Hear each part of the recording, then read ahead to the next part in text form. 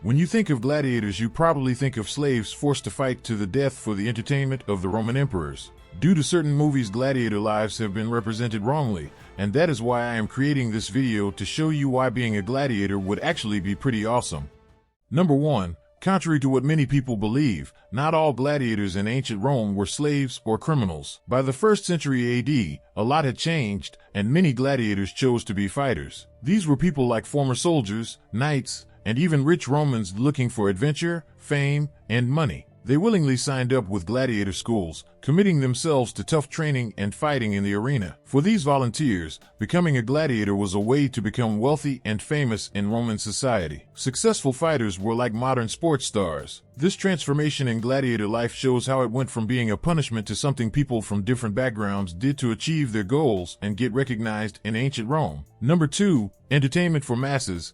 Gladiators were at the heart of the most significant and thrilling events in ancient Rome's entertainment calendar. The gladiatorial games were a centerpiece of Roman culture, eagerly anticipated by people from all walks of life. These spectacles provided an escape from the daily grind, a way for the masses to forget their worries, if only for a short time. The thrill of watching gladiators engage in combat, showcasing their bravery and skills, was a form of entertainment that brought people together. For those who found themselves in the arena, it was a chance to be a part of this grand spectacle, with all eyes upon them. Number 3. Unlike what you see in movies, most gladiator fights had rules and were watched closely. Referees kept a close eye on the battles and stopped them if someone got seriously hurt. Sometimes fights ended if the audience got bored. In rare cases, both gladiators could leave without losing their honor. This controlled approach happened because it was expensive to keep gladiators, so arena managers didn't want them to die needlessly. This balance between spectacle and survival made it more likely for gladiators to endure and succeed in the arena, which is different from the unchecked violence in films. Number 4. Gladiators in ancient Rome weren't just tough fighters, they were special in many ways. Many regular people looked up to them, and statues of famous gladiators were shown in public areas.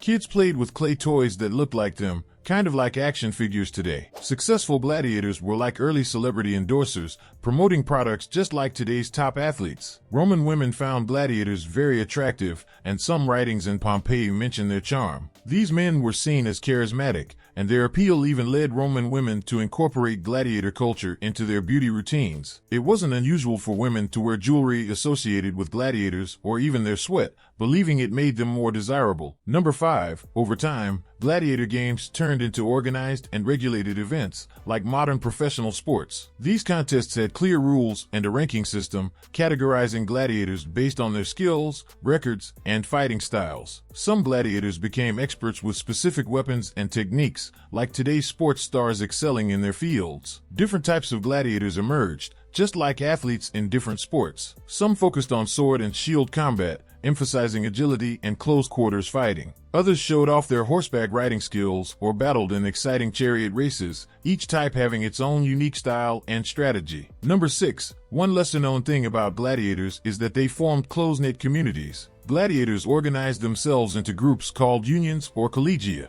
These unions weren't just professional clubs, they were like families for the gladiators. Within these unions, leaders emerged to guide and organize the group. These organizations also worshipped special gods, creating a sense of belonging and shared identity among the gladiators. One surprising and humane aspect of these unions was their commitment to honoring fallen comrades. When a fellow gladiator died in battle, these groups made sure they had a proper funeral and that their graves celebrated their achievements in the arena. Remarkably, if the deceased gladiator had a family, the unions even provided financial support to them, which was a compassionate act that wasn't common in ancient Roman society. Number 7. Gladiator lives in the arena were not always a one-way ticket to death.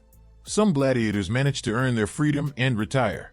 If a gladiator had performed exceptionally well and pleased the crowds, they could be awarded a rudis, a wooden sword symbolizing their freedom. This was a prestigious honor, signifying their release from a life of combat. Many former gladiators went on to live long, prosperous lives as free citizens, and some even became trainers or instructors, passing on their skills to the next generation of fighters. Number 8. The equipment and training of gladiators were far more sophisticated than many people realize. Gladiators underwent rigorous training and conditioning, not just in combat but also in physical fitness. They had access to specialized diets and exercise routines to maintain peak performance. Additionally, their armor and weapons were finely crafted and designed for both protection and spectacle. The care and investment in the equipment and preparation of gladiators demonstrate the high level of professionalism and skill required in their trade. Thank you so much for watching, and I'll see you in the next one.